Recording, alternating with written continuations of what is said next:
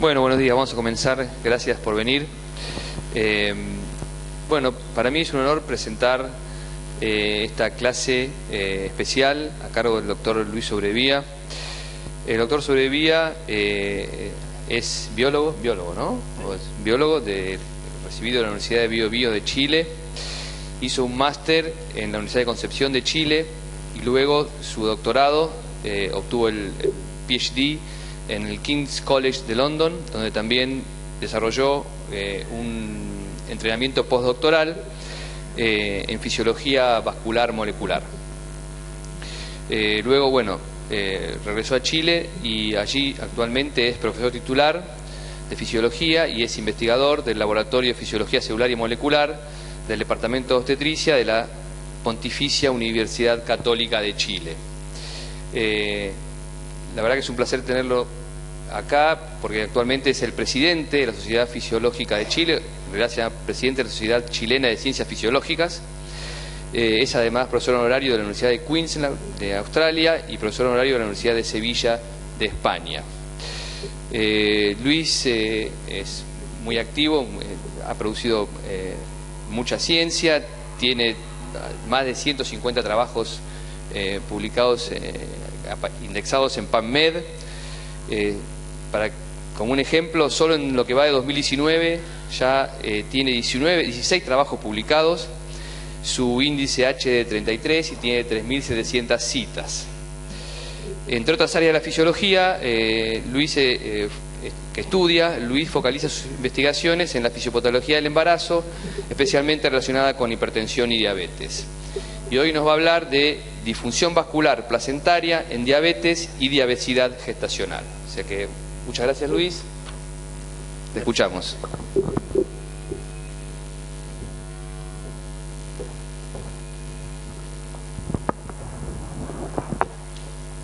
Muchas gracias. Voy a usar este micrófono para estar más y acá y poder ver la diapositiva. Así que muchas gracias a Alejandro y a la universidad y a los encargados de estos cursos que tienen ustedes de docencia en el área, por la invitación y por venir por segunda vez a La Plata, que me parece fantástico lo verde y lo claro de la iluminación comparado con nuestro Santiago de Chile, que está un poco contaminado cada vez más.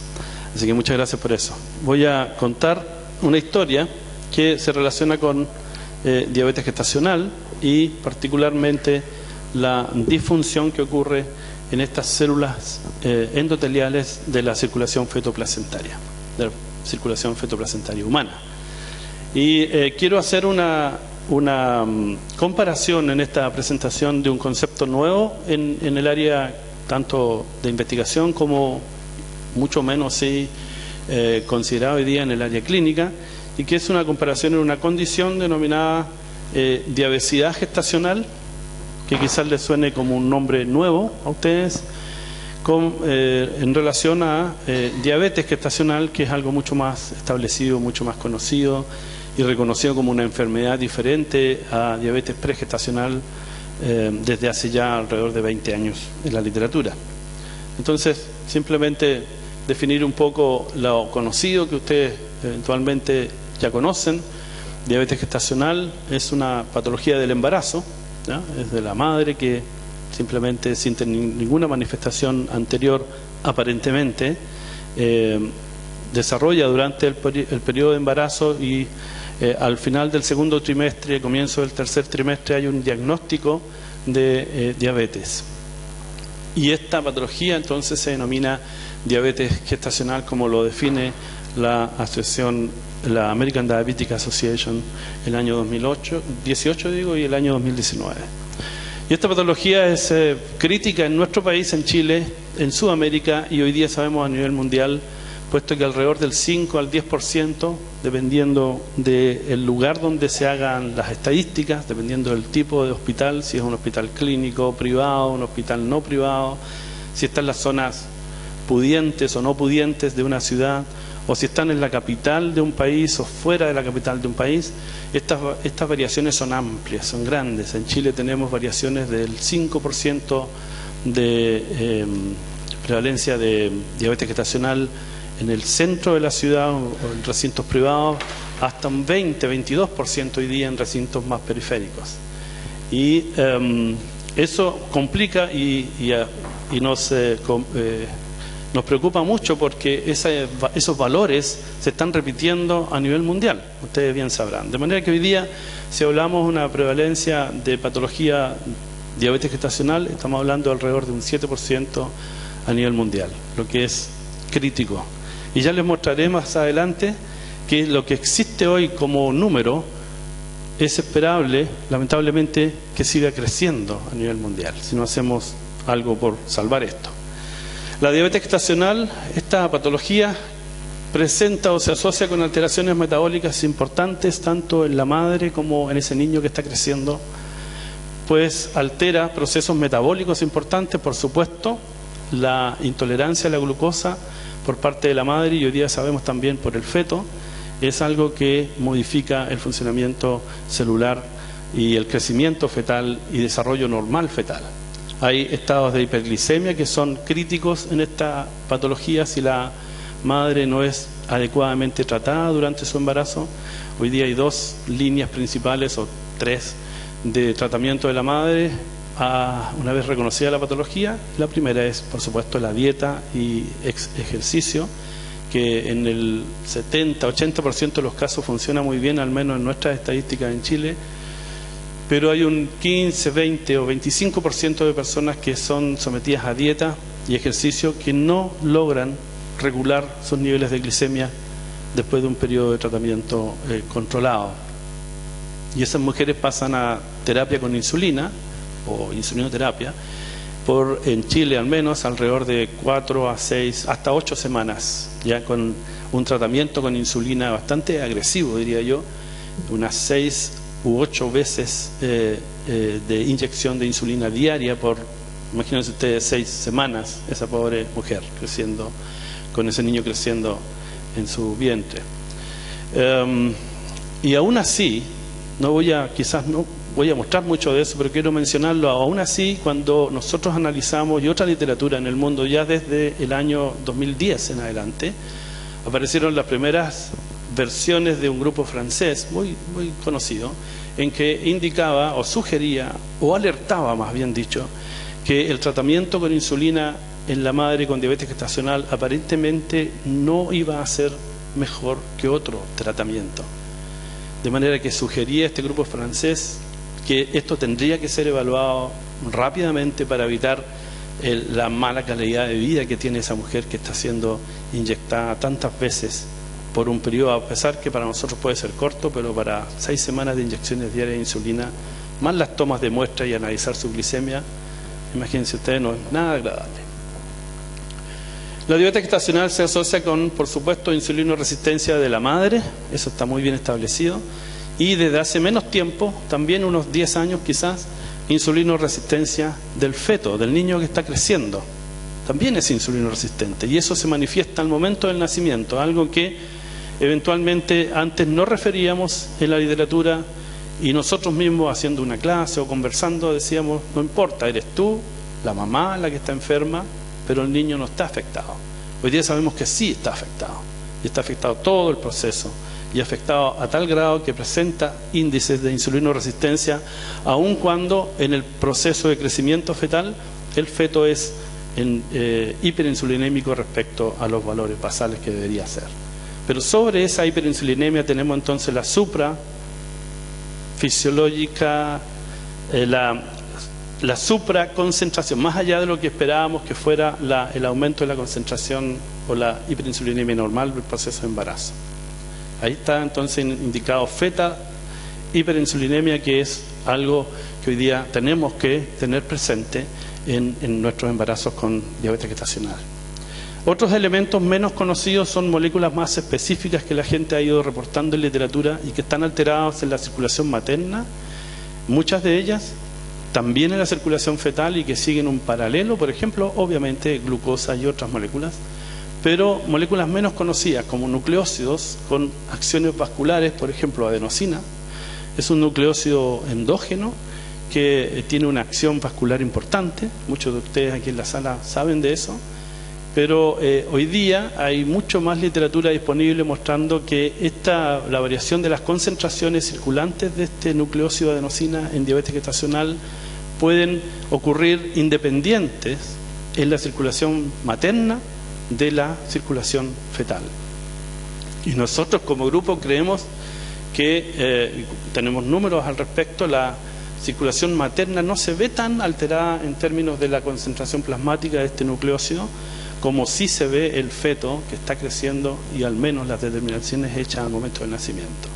De manera que hay elementos que no son compartidos entre la madre y el feto, como ese, y solamente lo puede expresar la madre o el feto, y es algo que hay que tener también en cuenta. Hay otras moléculas importantes, por ejemplo, además de adenosina está el aminoácido catiónico arginina, que ustedes se los voy a mostrar, que es muy importante puesto que es el sustrato para la síntesis de gases con actividad vascular, particularmente arginina, óxido nítrico.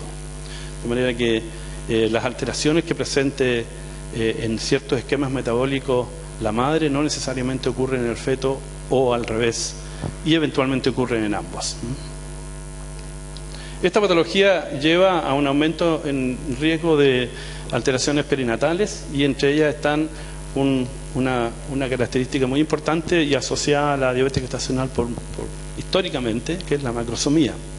Y la macrosomía hoy día se reconoce como una patología o una condición asociada a esta patología de diabetes gestacional en alrededor de un 20 a un 25% nada más, no el 90 o 99% de los casos de diabetes gestacional presentan macrosomía, al menos en nuestra estadística en Chile.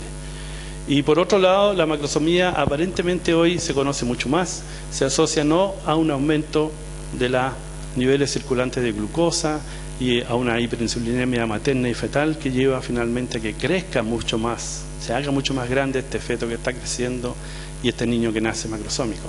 Hoy se sabe más bien que no hay mucha relación o completa relación con glucosa, sino que está relacionado con lípidos, particularmente con algún tipo de ácido graso. De manera que la macrosomía eventualmente es un problema que no se va a corregir corrigiendo la glicemia de la madre. Hay algunos casos en que los niños nacen con hipoglicemia, pero ya mucho menos documentados que antes. Hay literatura de hace 20 años que hablan de hipoglicemia en caso de embarazos con diabetes gestacional, hipoglicemia del niño.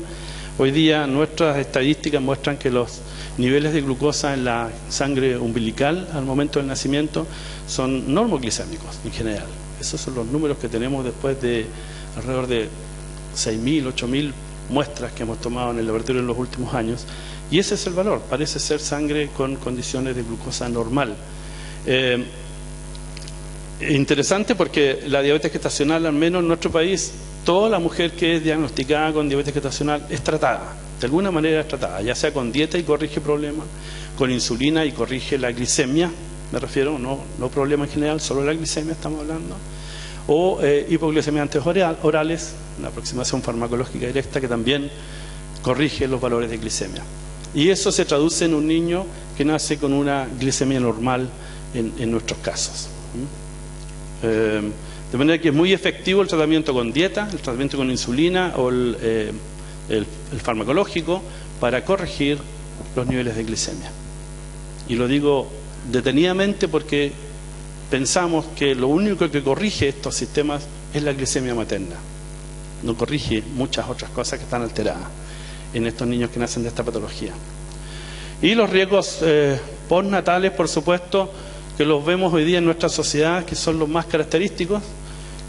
Obesidad del adulto, ya hasta hace 5 o 8 años atrás, obesidad solo en etapa adulta, hoy día obesidad en niños de 12 o 10 años de edad.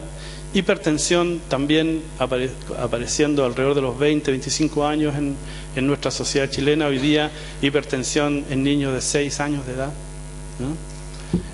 Diabetes gestacional de una niña que nació de un embarazo donde su mamá hizo diabetes gestacional. Es muy probable que ella en su embarazo, alrededor de un 30%, que es elevado, de probabilidad que ella desarrolle diabetes gestacional en su embarazo, ¿no?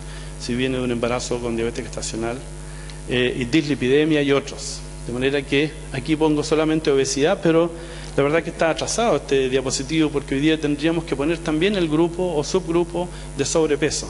Nosotros tenemos un grupo en Chile y en la región latinoamericana de sobrepeso muy importante, tan importante como obesidad y quizás más importante. Y es un grupo de mujeres embarazadas que en la literatura casi no está estudiado, porque lo que ha ocurrido es que se suma el grupo de mujeres sobrepeso con mujeres obesas en un solo grupo y entonces se hace diversos tipos de estudios. Pero hoy día creemos firmemente que hay que separar estos tres grupos: normopesos, sobrepesos y obesos, porque las características van a ser totalmente diferentes. Bueno, entrando un poco más a la cosa más interna, la placenta, ustedes la conocen, es una barrera metabólica muy importante, ya no física como antes se creía o de soporte, es una barrera metabólica que determina si este niño va a crecer o no. Hay una circulación macro o macrocirculación en la que los representantes más utilizados en literatura y en investigación son las células endoteliales aisladas de la vena umbilical, los CUBEX. Es lo que más se usa en literatura. Si usted hace una búsqueda en internet van a encontrar una gran cantidad. Luego las células endoteliales de las arterias umbilicales son el segundo, y otros tipos de células, pero más asociados a los vasos coriónicos. De manera que este tipo de macrocirculación es lo que normalmente usamos nosotros en el laboratorio por muchos años. Es muy fácil de realizar en el laboratorio, es muy barato de realizarlo, es muy reproducible, de manera que los estudiantes nuevos que llegan no se arriesgan a cometer muchos errores al respecto. Es un modelo muy bueno y además mantiene tanta literatura que hay al respecto, entonces hay una caracterización del sistema funcional del endotelio muy claro y muy disponible en literatura. Cualquier pregunta que uno haga siempre va a encontrar alguna respuesta en literatura. Y está la microcirculación, donde está junto con la barrera del trofoblasto el endotelio de la microcirculación, que nosotros hemos llamado células endoteliales de la microcirculación placentaria humana, las HPMEX, que se pueden aislar también por procedimientos fáciles también de laboratorio, más largos quizás, pero fáciles, y son bastante agradables de trabajar, porque son células que crecen rápidamente. Una vez que empiezan a crecer hay que estar alerta, porque las siguientes generaciones crecen muy rápido y el estudiante se cansa rápidamente por dos motivos. No estoy diciendo que ustedes se cansen como estudiantes, pero sí se cansa el estudiante investigador que empezó a hacer la preparación de células HPMEX y nunca salen esas células del proceso, crecen muy lento al comienzo. Entonces muchos de ellos dicen: ya, este cultivo no sirve, y lo botan. Pero si esperaran un día más, ese cultivo creció y se gatilla un fenómeno de proliferación interesante en estas células, en que si no estás alerta a trabajar con esas células vas a perder por sobrepoblación celular. Entonces se cansan porque no salen y se cansan porque salen muchas. Interesante. La cosa es que podemos trabajar con células de la macrocirculación y células de la microcirculación, y lo pongo aquí. La profesor Lopalish de Inglaterra publicó el 2011, pero venía por muchos años ya mencionando que, y fíjense ustedes, 2011 a hoy es solamente 8 años, 9 años. Recién en el 2011, con su publicación, ella hace un análisis de propiedades funcionales descritas, y más lo que ella tenía, de las diferencias entre endotelio de la placenta o de la circulación fetoplacentaria micro versus macrovascular. Se sabían muchos otros lechos, pero en el lecho placentario nadie había puesto los términos de qué tan diferentes esto era. Lopalish está hoy día en Buenos Aires dando unas conferencias muy interesantes, y desde entonces el trabajar con células de la macrocirculación en la placenta versus células de la microcirculación en la placenta es un tema que hay que tener en consideración, puesto que cualquier análisis que haga de un fenómeno fisiológico o fisiopatológico va a depender del tipo celular que estás analizando. Estas dos moléculas, ya les mencioné a ustedes adenosina recién, y la molécula siguiente, que también les mencioné, arginina, son moléculas que tienen una propiedad o una capacidad de regular el tono vascular muy, muy importante, sin duda. De hecho, habrán escuchado quizás que existen incluso galletas ya que la han suplementado con arginina. para mujeres hipertensas u hombres hipertensos en general. Y por lo tanto, arginina es uno de los sustratos que más se utiliza y se sabe de su capacidad vasodilatadora. No así adenosina, una molécula mucho más desconocida pero endógena, que sabemos que está presente y sabemos que siempre hay que estar controlando a la situación en que los niveles de adenosina cambien, porque sus pequeñas variaciones en concentración van a tener efectos importantes en la fisiología vascular dependiendo del tipo de receptor de adenosina que actúe. Y aquí menciono, hay solamente 4 tipos de receptor al menos informados en literatura, de manera que es poco el rango de acción de esta molécula de adenosina, y por lo tanto los efectos biológicos de ella cuando cambien van a ser casi inmediatos y muy bien dirigidos. Pero ambas moléculas generan vasodilatación a través de este gas, el óxido nítrico, y esta lo hace por metabolismo a través de la sintasa de óxido nítrico endotelial hasta óxido nítrico, y esta lo hace activando receptores en la membrana plasmática que llevan al aumento en la síntesis de óxido nítrico por el endotelio, tanto macro como microvascular. Y ahí es interesante porque la célula endotelial micro y macrovascular de la circulación fetoplacentaria tienen prioridad por utilización por 2 tipos de enzimas diferentes: la NOS endotelial o sintasa de óxido nítrico endotelial en las células de macrocirculación, y aparentemente las sintasas de óxido nítrico inducible, la INOS, en las células de microcirculación, aunque está todavía en disputa eso en la literatura. ¿Qué ocurre con estos mecanismos que regulan la vasodilatación en la patología diabética? Bueno, en diabetes gestacional lo que observamos ya hace varios años, pero confirmó Westermeyer, Francisco, hace poco, utilizando otras aproximaciones, medimos nosotros la captación de adenosina, el transporte de adenosina en estas células de la macrocirculación, y la caracterizamos en base a un tipo de transportador de membrana que es el sistema transportador de nucleócidos de tipo equilibrativo, tipo 1, que es el más predominante en esta célula para nucleócidos. Y observamos que en la patología diabética hay una inhibición o disminución, del transporte de adenosina de forma importante, una disminución a la mitad. O sea, estas células que están allí en la circulación umbilical, digamos, de la unidad fetoplacentaria, tienen menos capacidad.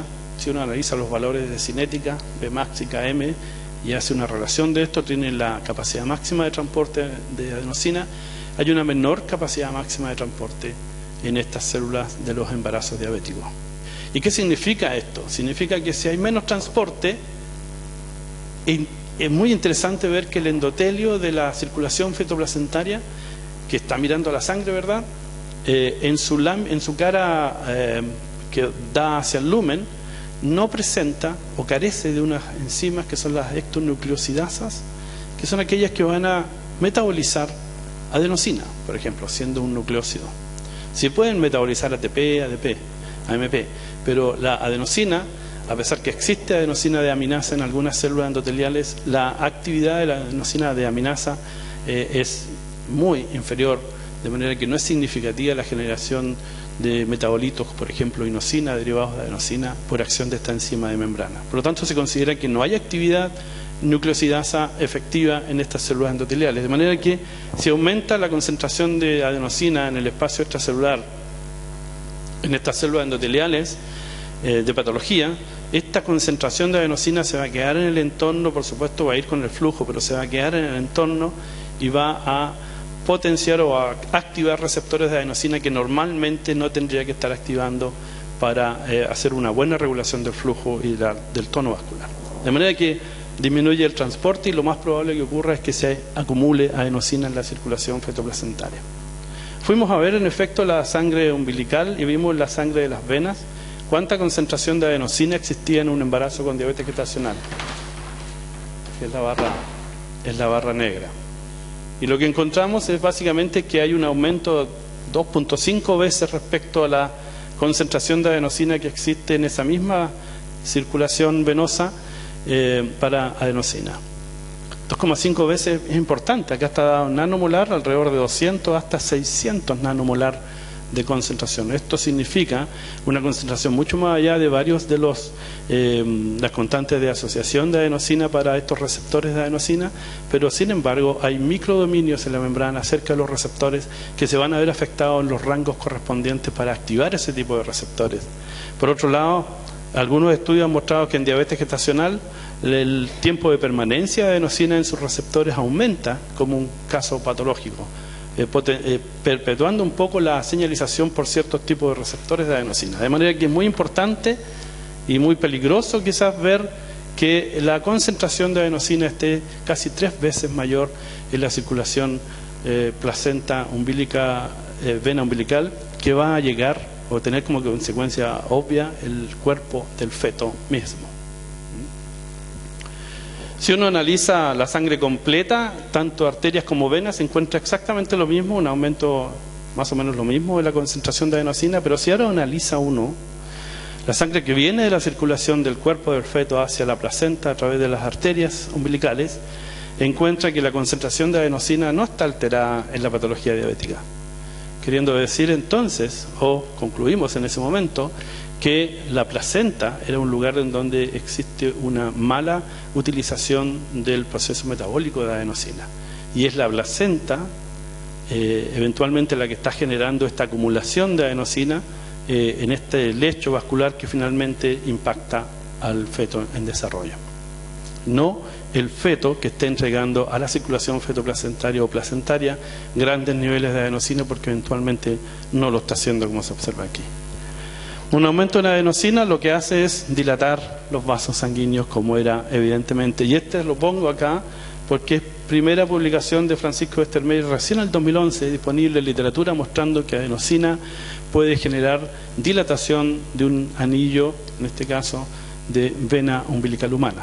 Primera información en la literatura. Increíblemente, yo digo increíblemente, lo publicamos junto con Francisco, pero hace apenas 8 años se supo que adenosina genera dilatación en un anillo de vena umbilical. Y eso para mí es sorprendente. Si ocurre este cambio de concentraciones de adenosina, ahí tenemos simplemente un esquema publicado por Luis Silva el año 2017, en que resumió los efectos biológicos de tener cambios en las concentraciones de adenosina extracelular. Y ahí están muchas de las características que se han descrito en literatura, en las que incluye, por supuesto, modificación generales como inflamación, homeostasis de glucosa, flujo coronario, etcétera.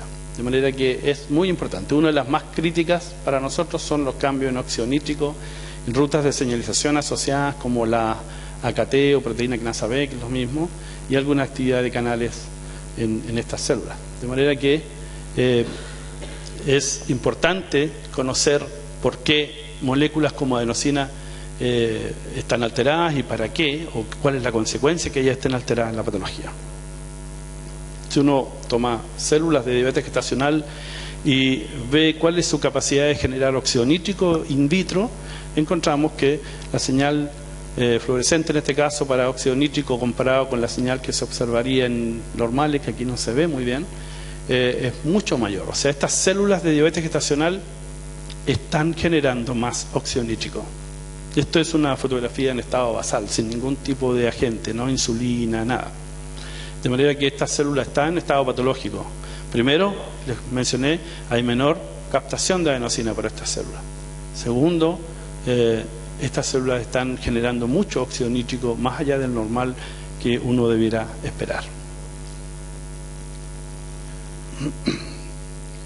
La disminución de los transportadores de adenosina, os digo del transporte de adenosina, logramos mostrar que en efecto ocurre porque aquí hay una distribución espacial de los transportadores en uno para este nucleócido bastante difuso en la célula, pero está presente en la membrana plasmática, y ese es el estado funcional que tenemos basal del transporte de adenosina. Cuando hay una célula que viene de diabetes gestacional, este contenido en la membrana desaparece significativamente. Acá está, por acá está la membrana, y ahí hay clústeres intracelulares o más aproximándose a los núcleos de estos transportadores, indicando que quizás este tipo de transportadores de nucleócidos está funcionando como los transportadores de glucosa, que se pueden secuestrar al espacio intracelular y entonces impedir la entrada de glucosa en un diabético tipo 2 y tipo 1, efectivamente.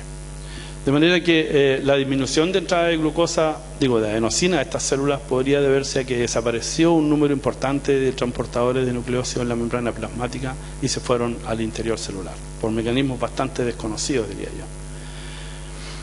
Pero ¿qué resulta de esta disminución de la capacidad de entrar estos nucleócidos a las células? Resulta potencialmente, y no les voy a mostrar los detalles, en que esta célula está sintetizando más óxido nítrico por acción de esta adenosina.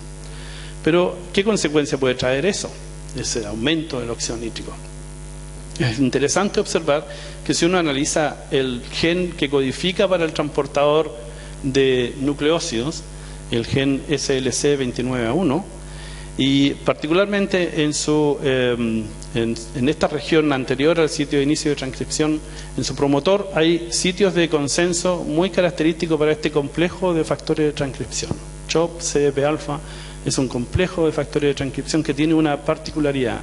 Se ha descrito en varias células y en todas ellas se ha descrito que es activado para formar el complejo y luego tener actividad como regulador transcripcional por óxido nítrico.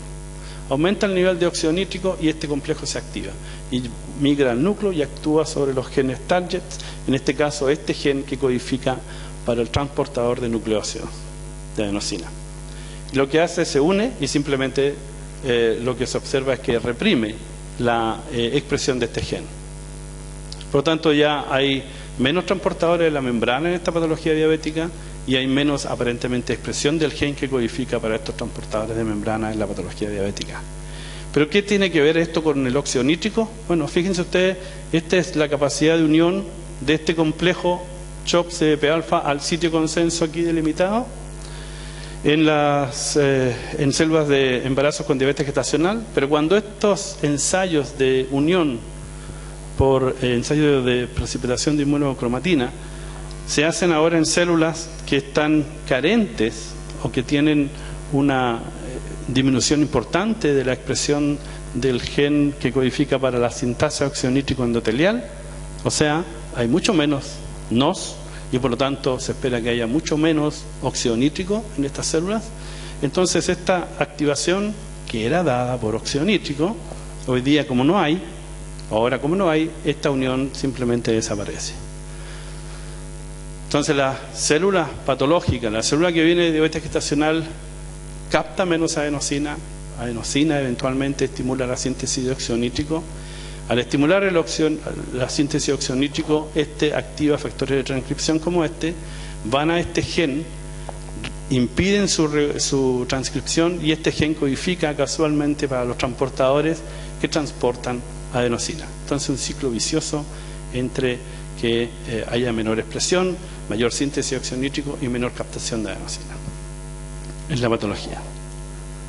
Esto lo propuso Marcelo Farías en el año 2010 y aquí está claramente el esquema. Mucha producción de óxido nítrico, como se ve allí, activación del sistema. Hay ensayos en que muestran específicamente dónde está la unión de este complejo a la secuencia del promotor y disminución de la expresión y disposición en la membrana de estos transportadores para movilizar adenosina al interior. Si ahora uno mira el otro elemento, el elemento que sabemos que es la base de la síntesis del óxido nítrico. Si el óxido nítrico está aumentado, hay una hipótesis en la literatura que muestra o que sugiere ya por muchos años, y fue propuesta inicialmente a fines de los 90 por la profesora Ellen Kloss en Alemania. Ella sugiere el fenómeno de compartimentalización del fenómeno de síntesis de óxido nítrico en endotelios generales.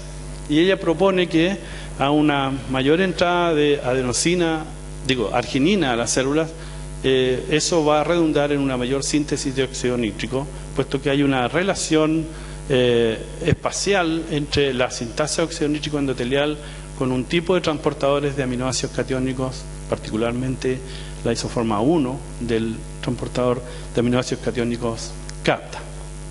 No está ahí. Y hay otro pool de arginina que entra a la célula y se distribuye en un compartimento diferente y que tiene funciones de otro tipo, como sintetizar proteínas, sintetizar poliaminas, etc. y que por lo tanto si entran a la célula, ese compartimento no va a tener una consecuencia en la síntesis de óxido nítrico, pero si entran al primer pool, sí va a tener una consecuencia y eventualmente una relación directa entre la entrada de arginina y la síntesis o generación de óxido nítrico. Pues bien, en diabetes gestacional nosotros teníamos mucha producción de óxido nítrico, como ya les dije. Aquí lo que observamos es que la captación de arginina ahora está aumentada al doble respecto a lo que se observa como captación de arginina en células de embarazo normales. Entonces estamos viendo una célula patológica que tiene mayor cantidad de arginina y tiene también mayor síntesis de óxido nítrico. Eventualmente encajaría con la hipótesis de compartimentalización para la entrada de arginina y óxido nítrico de acuerdo a la profesora Kloss. En un esquema más complejo quizás, Fabián Pardo publica el 2013 que una disminución de la expresión y actividad de los transportadores de nucleósidos, particularmente para adenosina, va a significar que existe un aumento en la concentración de este nucleósido.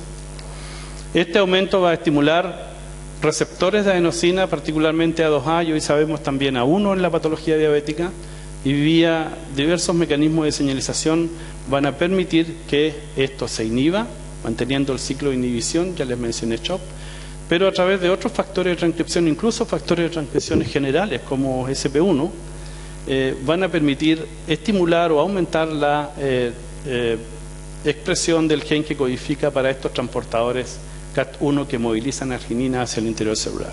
Entonces hablamos de menor entrada, activación y activación de la síntesis de arginina, de la entrada de arginina y la síntesis de óxido nítrico por disminución de la entrada de adenosina. Eso es lo que denominamos ya hace un tiempo como ruta de señalización álano para referirnos a adenosina, L-arginina, óxido nítrico como ruta de señalización en la patología diabética, que la describimos en QVEX de diabetes gestacional. Hoy día sabemos que están las HPMEX en microvasculatura de diabetes gestacional y hay varios otros estudios musculoesqueléticos y otros tipos celulares que han mostrado aparentemente la misma ruta en tanto diabetes gestacional como diabetes tipo 2. Entonces estamos felices también con eso. Pero la diabetes mellitus no viene sola, ¿no? O la obesidad no viene sola. Estos vienen de la mano y la literatura muestra hoy día que hay un crecimiento, al menos en nuestra población en Chile, importante desde el 80, y aquí hay datos hasta el 2014, pero hoy día tenemos el último informe del Ministerio de Salud de Chile y muestra que el 2017, que fue el último número, esto está simplemente creciendo. Y crece tanto la obesidad en Chile como la diabetes tipo 2. Esa condición en que el individuo es diabético y además hace diabetes tipo 2 es una condición que todos conocemos como diabesidad. Y esa diabesidad ya se describió hace aproximadamente 15 años, pero se ha tomado hoy día mucho más en serio por los aumentos de los índices de obesidad en el mundo en general y de diabetes tipo 2. De manera que van de la mano. Si aquí hay alguien que es obeso, eventualmente también es diabético tipo 2. Yo no soy obeso, soy sobrepeso, estoy casi cerca del obeso y soy tipo 2, así que salgo de esa lista en que era obeso tipo 2. De manera que es muy preocupante esto para la población en general, pero si uno analiza este fenómeno de diabesidad, aquí hay un review muy importante en Molecular Aspects of Medicine, en que se habla de resistencia a insulina sistémica, elementos mucho más desconocidos de disfunción endotelial como el estrés de retículo asociado a disfunción endotelial, obesidad y diabetes, tanto en obesidad sola, en diabetes tipo 2 solo, como en el fenómeno de diabesidad. De manera que, por favor, hablemos con mucho cuidado hoy día en adelante de el paciente obeso como un potencial paciente con diabesidad, o del paciente con diabetes tipo 2 como un potencial paciente con diabesidad, más que las enfermedades independientes. Cuando esto ocurre a nivel del embarazo, o sea, el adulto es una mujer y se embaraza, entonces tenemos una mujer que resultó ser obesa antes del embarazo, que durante su embarazo desarrolló, o también tenía, diabetes tipo 2, era una mujer que llegaba al embarazo con diabesidad. Y ese esquema, eventualmente, al menos en nuestro país, es bastante desconocido por el sistema. O sea, cuando una mujer es obesa y una mujer desarrolla tipo 2, diabetes tipo 2, y se embaraza, nosotros tratamos a esas pacientes como una mujer con diabetes tipo 2. Y los esfuerzos se hacen principalmente para atacar la diabetes que la está afectando. Pero es un caso clínico en que la mujer tiene diabetes tipo 2 y tiene obesidad conjunta, por lo tanto es una condición diferente a la obesidad sola, diabetes tipo 2 sola. Es una mujer con diabetes que se embarazó. Es diferente. Puede ser entonces que también haya una mujer que desarrolle diabetes gestacional en su embarazo sin ser obesa o sin ser sobrepeso. Y entonces tienen estas dos condiciones, ya muy bien descrito en literatura, disfunción del endotelio fetoplacentario. Quizás la disfunción que yo les estoy mostrando ahora, o les mostré hace un rato. De manera que hay estas dos condiciones que o las vemos solas, como obesidad sola, o como diabetes gestacional sola, o la vemos como una condición patológica diferente al día de hoy, diabetes. En una muestra del último año, 204 pacientes del Hospital Clínico de la Universidad Católica en Santiago, tenemos esta distribución de los índices de masa corporal antes del embarazo de mujeres que llegaron a tener su bebé al Hospital Clínico. Y fíjense, hay un rango importante de mujeres en normopeso, un rango importante, tan importante como el otro, de mujeres en sobrepeso, y un rango muy importante de mujeres que presentan obesidad, de acuerdo a su BMI. De manera que si uno va hacia atrás en la literatura, va a encontrarse con muchos trabajos, yo diría que la gran mayoría de los trabajos publicados, clínicos o no clínicos, en que todo este grupo, desde esta línea roja de 25 BMI hacia arriba, son puestos juntos. Y ese estudio se muestra como obesidad o sobrepeso, pero no se hace ninguna diferencia en estos dos grupos que aparentemente están altamente marcados, al menos en la distribución que tenemos en este gráfico. Si uno analiza tiempo atrás, 5 años atrás solamente, una publicación hecha con estadísticas de la población chilena, encuentran que desde el año 87 al año 2013 hay un aumento importante en la prevalencia en la obesidad en mujeres que están embarazadas. Y eso fue propuesto hasta el 2013. Si uno analiza hoy día, aquí estábamos hablando de un 27, 28% de mujeres embarazadas que son obesas. Hoy día estamos hablando de un 35, 40 o más por ciento en nuestro país, dependiendo del lugar otra vez. O sea, esta curva simplemente va creciendo con el tiempo. Y estamos todos preocupándonos por eso y asustándonos. Aún más, el Ministerio de Salud publica en noviembre del 2017 esta estadística, una estadística que se alargó mucho en ser liberada, porque no sé si ustedes saben, pero en Chile hay un programa importante de gobierno que trata de limitarnos a nosotros como consumidores de comer alimentos ricos en glucosa y ahora ricos en grasas y también rico en potasio y también rico en sodio. Al final no sabemos qué comer, pero ha funcionado aparentemente. Y es muy importante el proyecto. Entonces uno va a comprar una galleta o un producto y tiene unos discos pares, ¿no? Los llamamos discos pares, no sé usted, que dice alto en calorías, alto en azúcar, alto en grasa, alto en sodio, alto en potasio. Eso es lo que hay hoy día. Entonces al final dice, ya, no llevo. Como no entiende, uno mismo que está metido en esto a veces no entiende. Imagínense ustedes la comunidad general, que no tiene por qué saber estas cosas, se asusta con eso. Y ha sido una campaña buena, Pero el 2017 queríamos ver, después de 5 años de aplicación de campaña, si efectivamente había bajado la obesidad en Chile. Y no bajó. Y eso no significa que la campaña sea mala. Significa que a lo mejor requiere de un periodo más largo para poder ver efectos. Pero lo que más me preocupó de esa estadística fue que la obesidad en mujeres que están en el periodo fértil, o sea que se van a embarazar, aumentó desde el 2003 a 2017 en alrededor de un 20%, y del 2010 al 27 aumentó nuevamente, ahora un 23% sobre ese 20%. Entonces, lo que está viendo nuestro país son mujeres obesas que se van a embarazar, ¿ya? Y lo más probable es que esa mujer obesa que se va a embarazar, lo más probable, un 60-70% de ellas van a desarrollar diabetes gestacional. Por lo tanto, vamos a estar hablando de un nuevo mundo. Aquí en esta sala, de todas las mujeres, un 60% tienen probabilidad de embarazarse y hacer una diabetes gestacional si es que son obesas. Y entonces significa un problema, por supuesto, del área clínica, pero significa también un problema para el gobierno en términos de cómo va a manejar la crisis económica que se va a venir respecto. Yo esperaba que esto bajara. Esto lo conocíamos y esperábamos que bajara un 15%, un 10%. Y subió. Entonces las críticas fueron al sistema. Pero el sistema necesita tiempo para que funcione.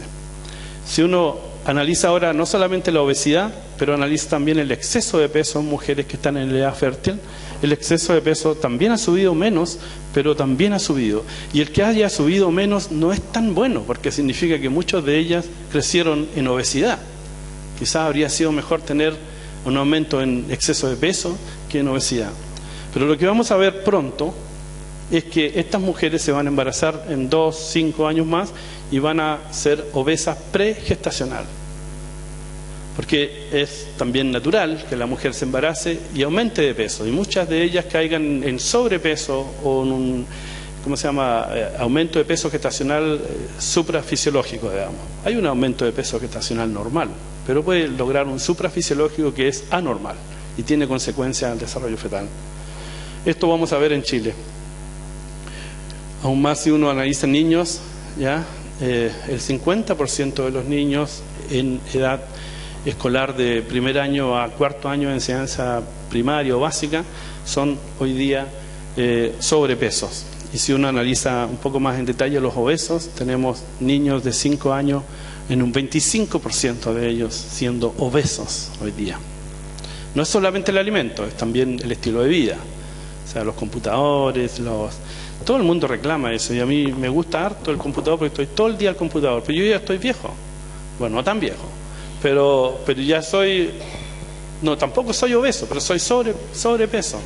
Entonces ya, ¿qué más me va a pasar? Entonces yo voy ahí y le saco los signos pares y me como una galleta igual. Pero los niños que tienen 5 años, el 25% de ellos obesos. Yo no sé cómo es aquí en Argentina, pero yo voy a buscar a mi niño chico al colegio, que bueno, tiene 9, y miro su curso y la verdad es que uno ve 25%. Y bueno, no hay nada que hacer. Lo que sí hay que hacer es ver qué va a ocurrir para el futuro, pero me preocupa más que estos niños se vayan a embarazar, porque se van a embarazar en algún momento. Y lo que va a ocurrir es que un niño que crece o viene de un embarazo con obesidad y con diabetes, ya sea con diabetes tipo 2, o sea pregestacional, o sea una diabesidad y embarazo con tipo 2, o niñas que son obesas y que se embarazan y hacen diabetes gestacional, o sea lo que hemos denominado diabesidad, porque la persona tiene diabetes y obesidad, pero con diabetes gestacional hemos denominado diabesidad gestacional, específicamente para el periodo gestacional. Estos niños van a crecer, van a desarrollar su vida y van a tener un mecanismo de transferencia de esta información anormal a lo que va a significar su propio embarazo, y esto se va a ir perpetuando en el sistema si no encontramos cómo frenarlo. Y la manera de frenarlo es bajar los índices de obesidad y sobrepeso. ¿Cómo hacerlo? No sabemos. ¿Es propio del desarrollo de nuestra especie que seamos obesos y sobrepesos? No lo sé, pero eventualmente no debería serlo. Tomamos mujeres con obesidad pregestacional y analizamos cómo eran las células de estos individuos que nacían, estas células Hubeck de la vena umbilical, y encontramos, para resumirle el esquema, un trabajo publicado por Roberto Villalobos, encontramos que estas células endoteliales, además del transporte de adenosina y la síntesis oxionítrica, todo eso que les conté, tienen un estado denominado estrés de retículo. Y este mecanismo, alteración de estrés de retículo, es algo una bomba, digamos, porque ataca todos los sistemas metabólicos celulares. Y aquí hay una secuencia muy interesante que describe estrés de retículo con toda la activación de las moléculas claves para identificar estrés de retículo, y una de ellas, la JNK1, está aumentada, y esta molécula es muy importante porque regula la sensibilidad a insulina en la mayoría de los tejidos.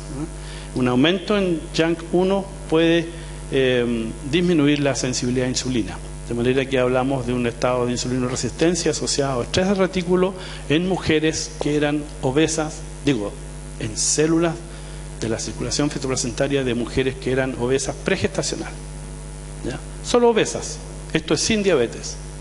Entonces alguien dirá, bueno, yo soy obesa y me embaracé y no tengo diabetes, así que está todo bien. Pues no está todo bien, está también muy mal, ¿eh? Y uno de los blancos de esta condición es otra vez lo que hemos visto nosotros, seguramente hay muchos más blancos, el aumento exagerado en la capacidad de entrar arginina, pero en este caso interesante, la capacidad de arginina no se relaciona con la síntesis de óxido nítrico, de manera que en estas mujeres obesas, solamente obesas, no hay una relación arginina-óxido nítrico. A lo mejor los sistemas funcionales que describimos para diabetes sola, que era la relación directa, aquí no existe. Aquí les mencionaba que esta consecuencia general es la disminución de la sensibilidad a insulina por los tejidos. No voy a entrar en detalle en esto, pero hay insulinoresistencia en mujeres con obesidad pregestacional. Voy a saltar eso. Vuelvo entonces a este concepto y hoy día agregamos otro concepto en la literatura y pensamos que la mujer con obesidad pregestacional que se embaraza y desarrolla diabetes gestacional la referimos como diabesidad gestacional.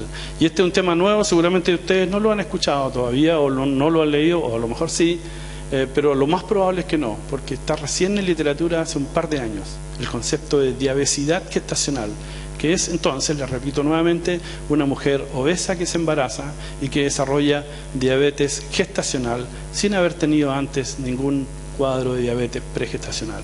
Es el nuevo mundo que se nos viene en esta generación nueva, que hoy día muestran un aumento importante en la obesidad y que eventualmente se van a embarazar. Hay ya algunas revisiones como esta de Cavalín, en que muestra que un embarazo normal tiene un equilibrio de respuestas pro y respuestas antiinflamatorias, y en un estado de diabesidad gestacional este equilibrio se pierde con factores tan importantes como leptina, TNF-alfa, el estrés oxidativo, que es tan importante, y por supuesto la resistencia a la insulina y otros elementos que son antiinflamatorios perdidos en el espacio en esta condición, según la revisión de Carolina Cavalín. También muestra, y muy importante esto porque por supuesto nos interesa a nosotros como grupo, una relación de esta condición de diabesidad gestacional con adenosina y el aumento de esta concentración de adenosina en la circulación fetoplacentaria. Se propone en este diapositivo que el aumento de adenosina va a generar o va a llevar a la activación de receptores A2B de adenosina en estas células, llevando a respuestas anormales en las células, llegando a una respuesta inflamatoria normalmente. Pero se ha propuesto a este receptor de adenosina como una fuente de esperanzas, en el sentido que la activación y la vía más preponderante de señalización de la activación de estos receptores en el cuadro de diabetes gestacional es protección ante un proceso inflamatorio. Entonces, eventualmente este es el camino que esperaríamos que ocurra si estamos frente a una diabetes gestacional. Por lo tanto, la concentración de adenosina aumentada es una consecuencia de la patología, pero tiene un mecanismo de rescate según esta nueva condición, que esperemos que sea verdad en la literatura.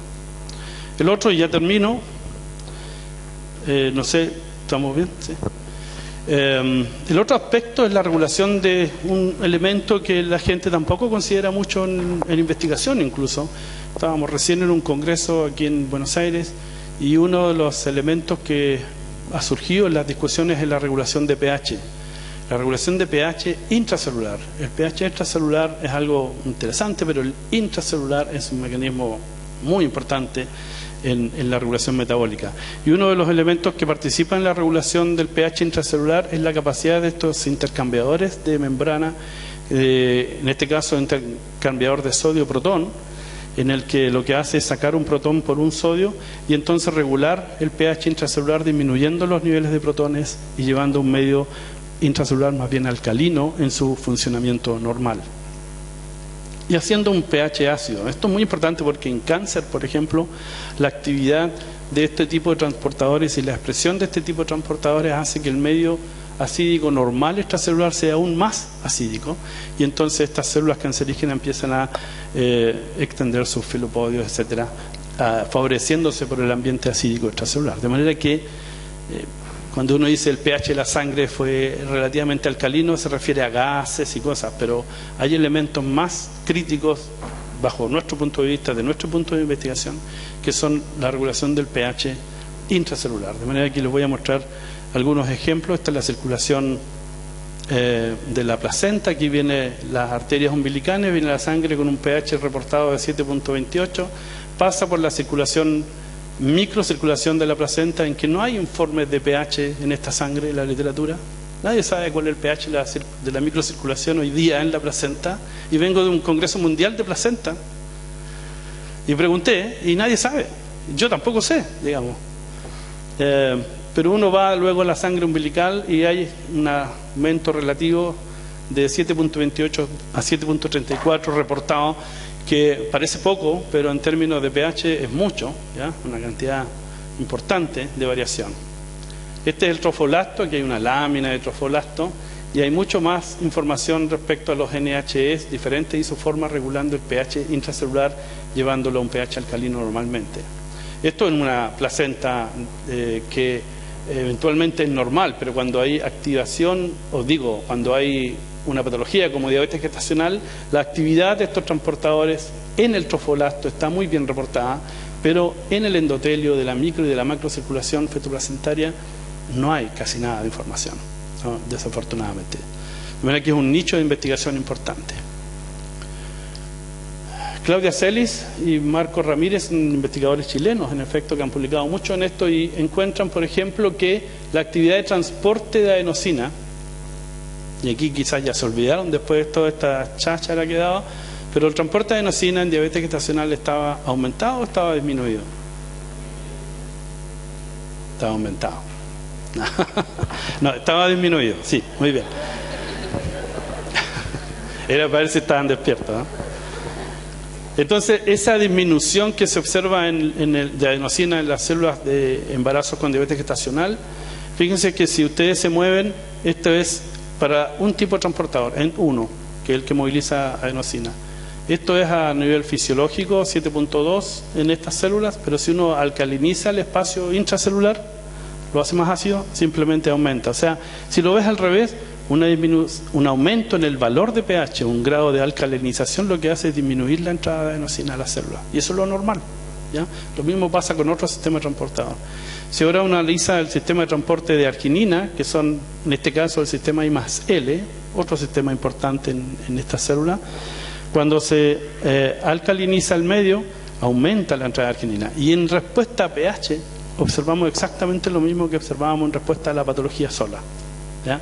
Diabetes gestacional disminuye la entrada de adenosina, quizás por alcalinización, y diabetes gestacional aumenta la entrada de arginina, quizás por alcalinización. ¿Y quién determina que sea más alcalino? Estos transportadores que les acabo de nombrar.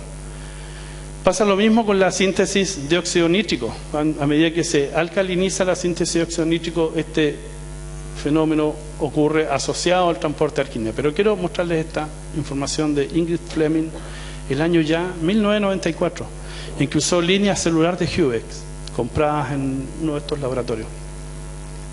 Y ella informó el año 94 en Circulation Research que un pH alcalino en estas células iba a resultar en un aumento en la actividad NOS general, ¿no? La ENOS, la INOS. Y esto fue muy importante para nosotros porque nosotros estábamos viendo hoy día en la patología que hay un aumento en la síntesis y captación de orquinina y una disminución en el transporte de adenosina. Entonces fuimos a ver si en efecto el pH en estas células de diabetes gestacional está o no alterado, el pH intracelular. Hicimos un ensayo determinado y observamos que el pH basal en las células de diabetes gestacional es aproximadamente 7.4 versus 7.2. O sea, el pH es alcalino en estas células, el pH basal. Si uno analiza ahora la tasa de recuperación de pH, aquí les muestro esto. Hay un test en que uno agrega, seguramente lo conocen, agrega un agente que hace bajar el pH de alrededor de 8, en este caso, en este test bajan a un nivel acídico, alrededor de 6, 6.2, y luego hay una recuperación de pH en estos ensayos.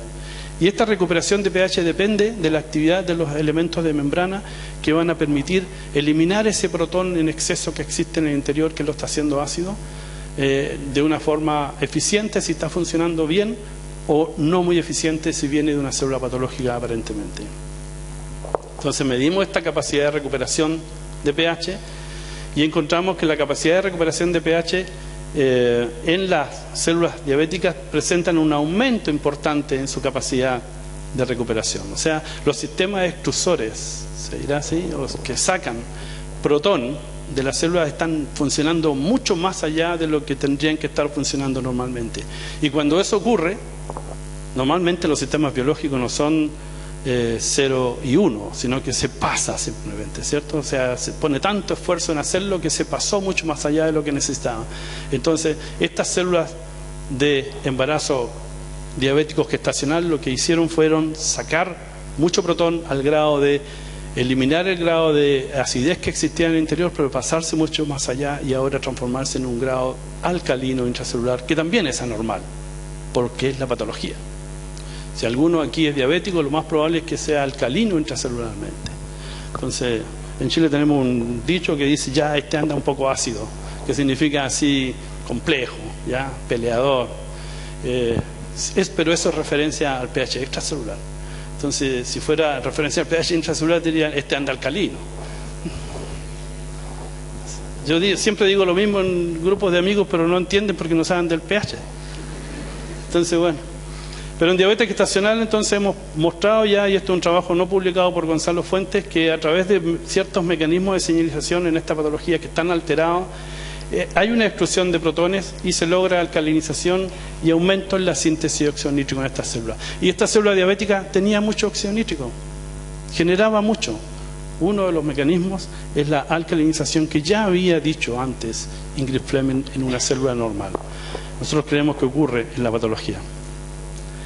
Aún más, este cambio, esto que está acá, diabetes gestacional, es un estudio, una propuesta que se hizo hace unos 4 años por otro estudiante, pero no se separó a las mujeres diabéticas gestacionales entre si eran con diabetes gestacional pura o con diabesidad gestacional. Si se acuerdan, la diabesidad gestacional es la mujer obesa, que es el embarazo obeso. Entonces quisimos separar la información en nuevos datos hoy día, y lo que hemos hecho es tomar células de embarazo normales o de embarazo con diabetes gestacional, pero separadas en los 3 grupos de mujeres: mujeres con normopeso, sobrepeso u obesas, y mujeres con diabetes normopeso, sobrepeso y lo que nosotros referimos como diabesidad gestacional, obesas. Y encontramos que en las mujeres con diabetes gestacional, tanto normopeso como obesa, hay un aumento en la alcalinización intracelular respecto a células normopesos o las correspondientes sobrepeso. Hay alcalinización. También hay alcalinización en las mujeres con diabetes gestacional, las obesas, pero esta barra es significativamente diferente de estas otras 2 barras. O sea, ya observamos que esta mujer con diabetes gestacional no cumple el mismo, o no lleva el mismo camino que hace la mujer con diabetes gestacional, pero que es normopeso, y ni tampoco lo hace con la mujer que es diabetes gestacional sobrepeso.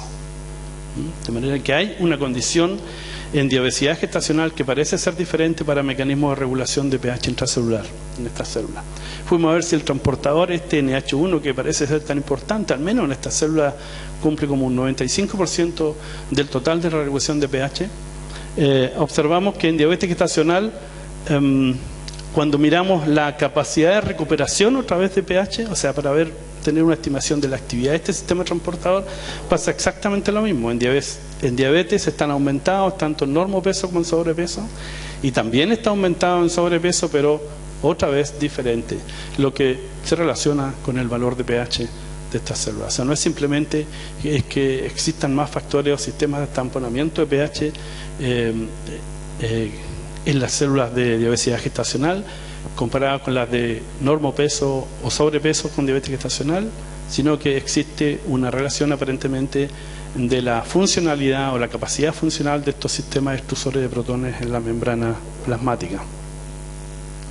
Utilizando soniporidea, una concentración razonable para hacerlo relativamente específico para NHE1, que es el transportador que moviliza estos protones principalmente en estas células, o utilizando un inhibidor general de las 4 o 5 ahora isoformas de NHEs en estas células, encontramos que en las células con diabetes gestacional el uso de soniporidea, tal cual HMA, bloquea completamente la recuperación de pH, indicándonos que potencialmente quizás solo el NH1 en estas células es responsable de regular ese pH alterado de la patología diabética.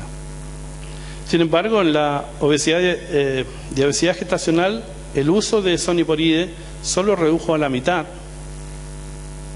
aproximadamente este aumento en la capacidad de transporte para sacar protones. Y esto, obviamente, ustedes sabrán, los que hacen investigación o los que van a hacer investigación, esto es muy importante para un investigador porque encuentra un mecanismo compartido y no un mecanismo único como era el caso de sobrepeso y normopeso.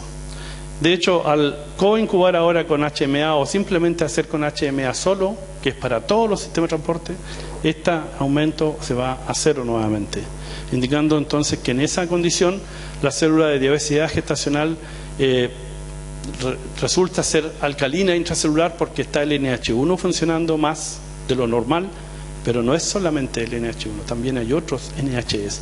En cambio, en esta condición normopeso, sobrepeso, eventualmente hay solamente NH1 como primordial. Y aquí está, normopeso y sobrepesos, potencialmente solo NH1 llevando alcalinización, y en las de diabetes gestacional existiría NH1 y potencialmente otros NHs llevando alcalinización. O sea, estas células de diversidad gestacional son diferentes en estos términos, varios otros. Aquí creo que tengo otro ejemplo, la síntesis de óxido nítrico.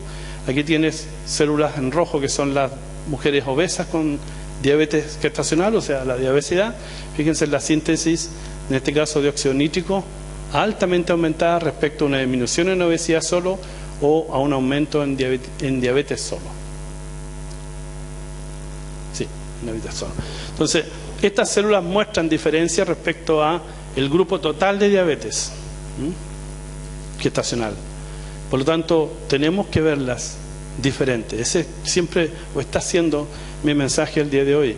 La diabetes gestacional es una condición que nosotros creemos va a ser clínica o clínicamente caracterizada muy pronto, diferente a diabetes gestacional. Por favor, llévense ese mensaje. Si no recuerdan nada de lo que les mostré, llévense este último mensaje. Diabetes gestacional es una entidad que vamos a ver pronto en nuestros pacientes. Pronto me refiero a no más allá de 10 años, en que va a ser una entidad clínica diferente a la diabetes gestacional. Entonces hay que tratar o pensar en protocolos terapéuticos diferentes, porque este paciente es diferente al otro. Y si no lo vemos al momento del nacimiento y vemos que el niño está igual, diabetes gestacional versus diabetes gestacional, eso ya lo hemos visto antes. El niño nace sanito, dice la gente, pero toda su alteración metabólica en diabetes gestacional es algo que no vemos al momento del nacimiento. La disfunción endotelial, la disfunción placentaria. De manera que eso es básicamente mi mensaje. Una de las preguntas que queda por resolver de aquí en adelante, ¿cómo la insulina va a actuar en estos tejidos que vienen de un embarazo con diabetes gestacional?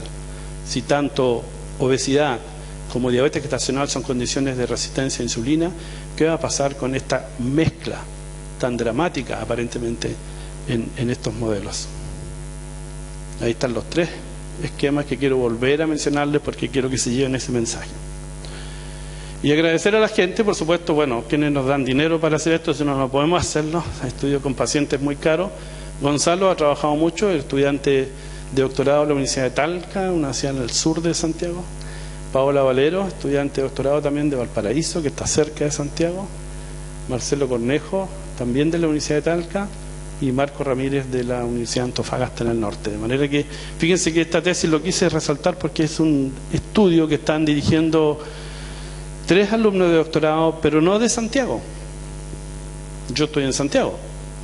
Y eso me encanta, porque resulta que lo que hacemos es simplemente dar posibilidades a otros puntos del país que eventualmente no tienen acceso, primero, a muestras y segundo, a tecnología o cosas así. Que estoy muy feliz de tener un grupo de gente que está en 3 lugares del país interactuando para lograr datos en común. Esperamos publicar pronto varios de estos datos y van a ir todos presentes. Así que no sé si deba o no hacerlo, pero invito de todas maneras a estudiantes que están en fase de entrar a un doctorado y hacer tesis o estudios de investigación, que piensen en hacer un estudio de investigación colaborativo y no solo en 4 murallas, porque no vamos a llegar muy lejos con este mundo globalizado que tenemos hoy día. Entonces mi mensaje final es: si hay alguien con discapacidad gestacional, dígale a su clínico, a su ginecobstetra, dígale: yo soy un caso especial en este momento, pero en 10 años más usted va a tener muchos pacientes con discapacidad gestacional, ¿no? Ese es mi mensaje. Muchas gracias por la invitación nuevamente.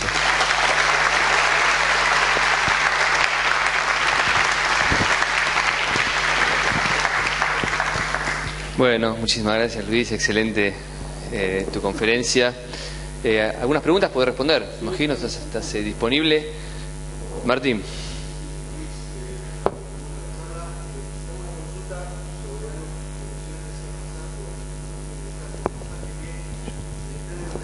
Para. No llega. Bueno, habla fuerte, así se puede grabar.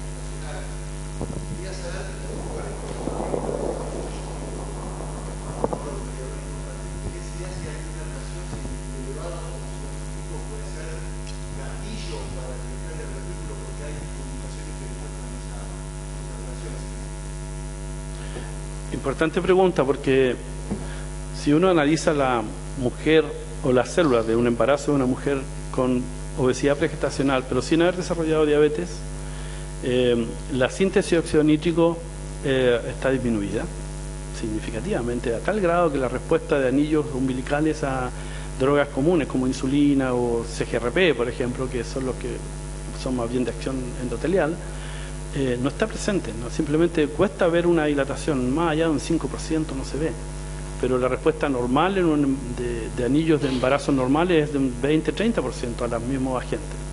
Entonces hay menos dilatación y se supone que hay menos síntesis de óxido nítrico, y así lo muestran los resultados. Pero esa condición se asocia con estrés de retículo, ¿ya? Hay aumento o manifestación de estrés de retículo importante con todas las moléculas clásicas de las 3 ramas clásicas del estrés de retículo. Si ahora tú vas a una mujer con diabetes gestacional y ves si tiene estrés de retículo y si los elementos están tan bien alterados igual que en obesidad pregestacional, sí, lo está, hay estrés de retículo y están los mismos elementos alterados, pero la síntesis de óxido nítrico, en este caso, que uno dice, bueno, si se relaciona con estrés debería estar disminuido, está aumentada al doble, al triple. Y los mecanismos detrás de eso no lo sabemos, pero sí creemos que son regulaciones más bien post-traduccional que están mandando en este sistema, y que creemos lo clásico, ¿no? Ver si hay activación o inactivación, fosforilación activadora o inactivadora de la sintasa de óxido nítrico más que su expresión, y creemos que por ahí va el camino.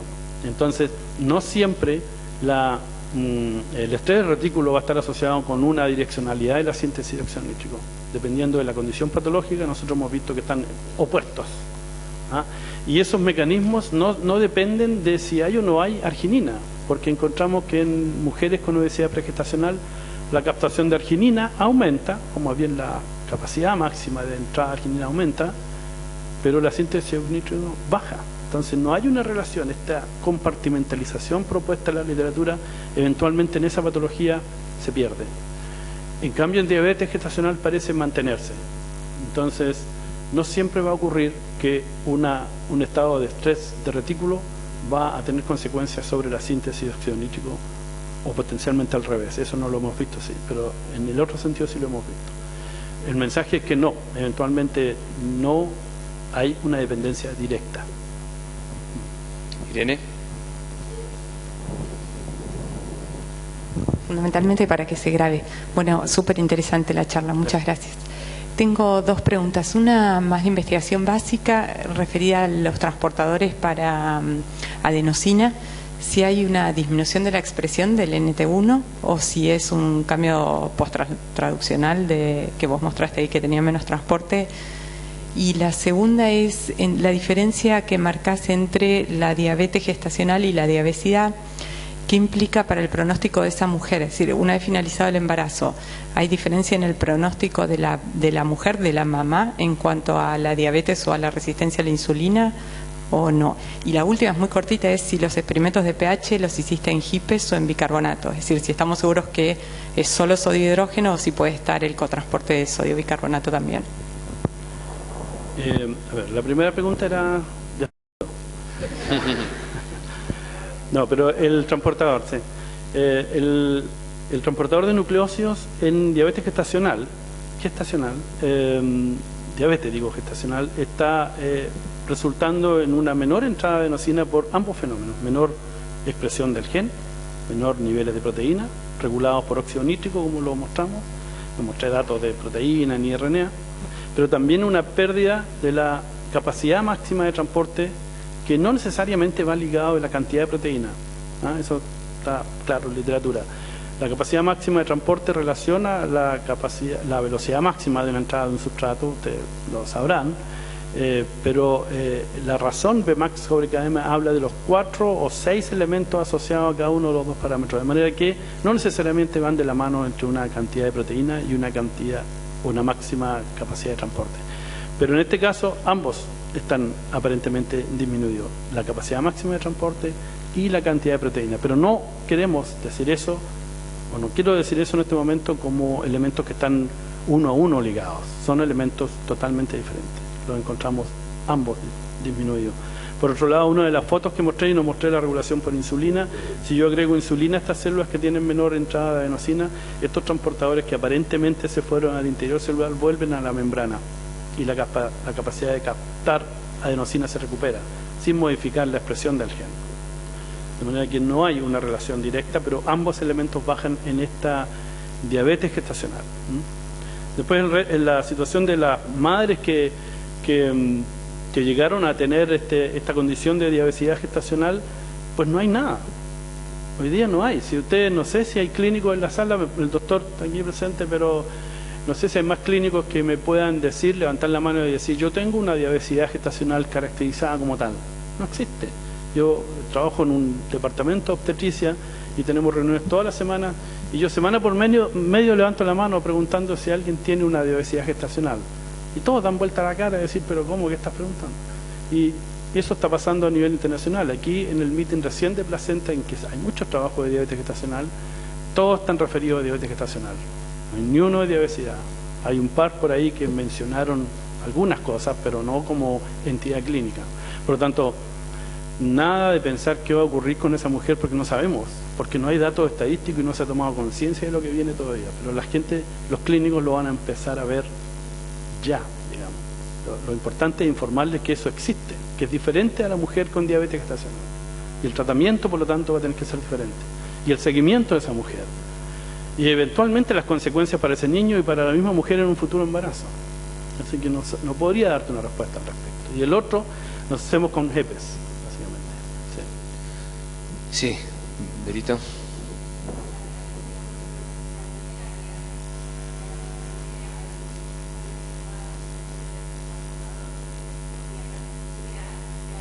Sí. Sí.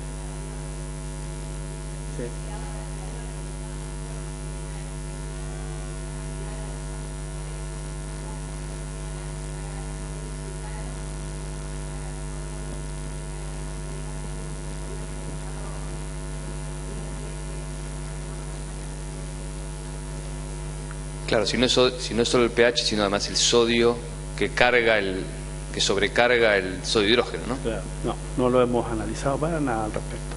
Nunca hemos visto, pero sí un punto importante. Pero no lo hemos hecho. Nada. Doctor Gabrielino.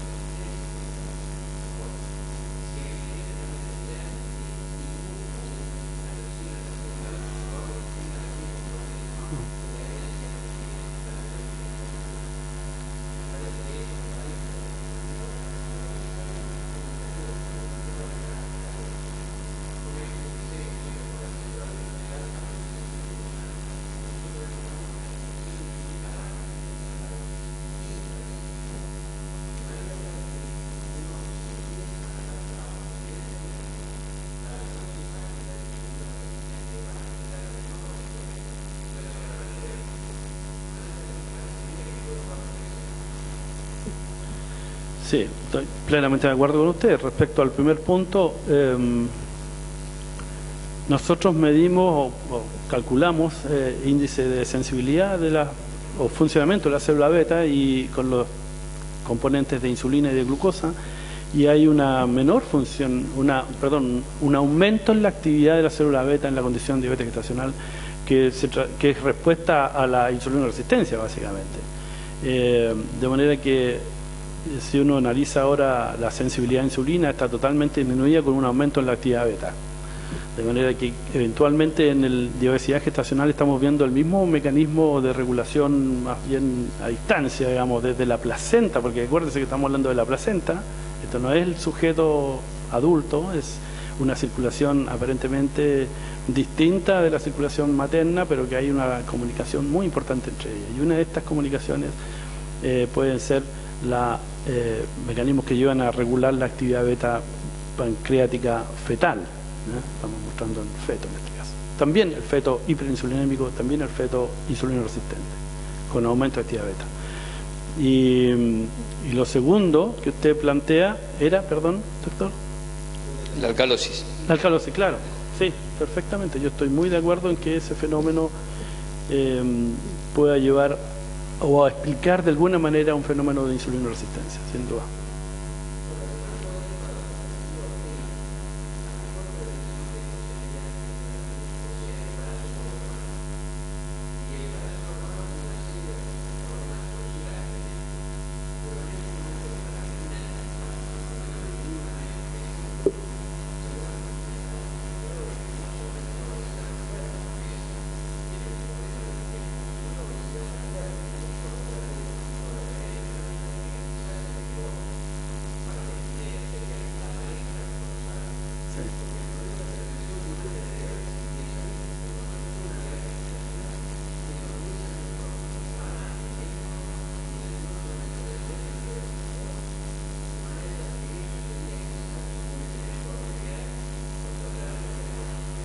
Sí, yo muy de acuerdo con usted y pido disculpas a las mujeres porque siempre las tratamos mal en el sentido de decir esta patología es de la mujer y no, hoy día hay mucha evidencia epidemiológica y mucho más dura además que muestra que el hombre obeso, y esto es interesante, el hombre obeso necesariamente pregestacional al embarazo de la mujer para su hijo tiene un componente importante, un componente programado, como usted dice, y hay muchos estudios al respecto hoy día. Así es que pido disculpas a las mujeres que las tratamos mal, pero como uno sabe que esto existe, se lo salta. Y la verdad es que uno debería hablar del embarazo más que de la mujer embarazada, sino que de los padres embarazados. Y ambos tienen una responsabilidad en lo que va a ocurrir con la disfunción en este caso endotelial de los niños que nacen de esos embarazos, ¿no? Pero la ciencia hoy día, la ciencia pura de laboratorio, más la epidemiología, muestra que en efecto el padre de esa criatura juega un rol determinante. Y eso comenzó hace muchos años, usted sabrá, doctor, comenzó aproximadamente 50 años atrás haciendo cruzas de caballos que eran alterados metabólicamente versus no metabólicamente, y las generaciones de los potrillos, le dicen aquí, nosotros decimos potrillos, no sé, en que eventualmente un trabajo de 50 años atrás y las fotografías de ese paper son los caballos, así que véanlo, es muy interesante, en el que hablaban del componente paterno en las alteraciones de esas crías que después nacían. Y es un trabajo que quedó olvidado en la literatura por muchos años, hasta que el profesor Barker en Inglaterra y en Estados Unidos lo tomó y por supuesto lo desarrolló a la existencia actual de información. O sea, ambos somos responsables, y aún más, no solamente el papá y la mamá, sino que también estarán de acuerdo conmigo que los abuelos son responsables de estas alteraciones que estamos teniendo. Hoy día somos nosotros responsables de nuestros nietos, así que cuidado con eso. Luis, una última cosita que quería preguntarte yo acerca del tratamiento de estas mujeres embarazadas. Ahora aparecieron estos nuevos hipoglucemiantes que son inhibidores del cotransporte de glucosa del túbulo proximal del riñón. Justamente estos inhibidores del SGLT2 también son inhibidores del interferóxido de hidrógeno. Se está demostrado para músculo cardíaco, por ejemplo. Entonces, sería como una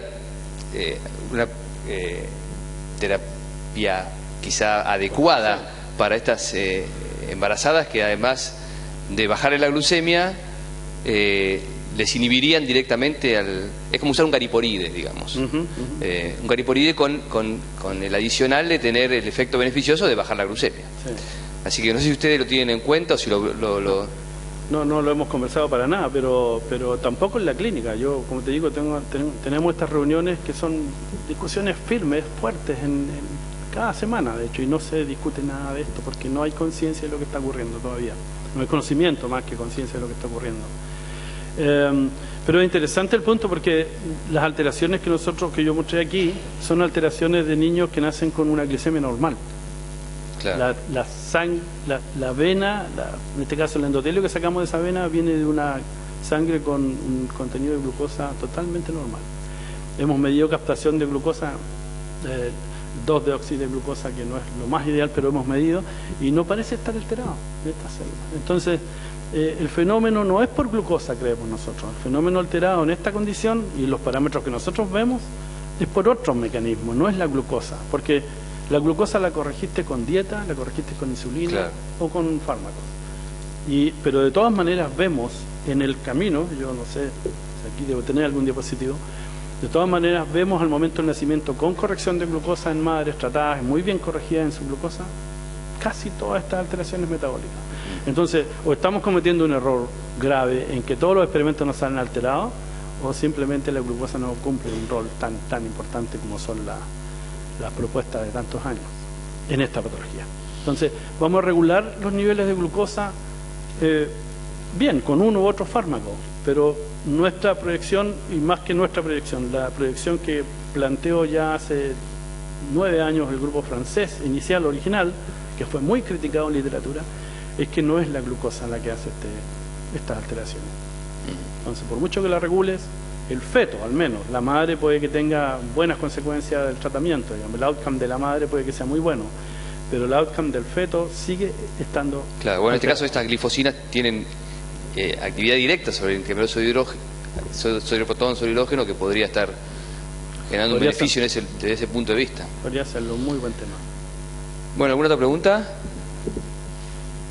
Bueno, entonces cerramos y te agradecemos de vuelta, Luis. Gracias.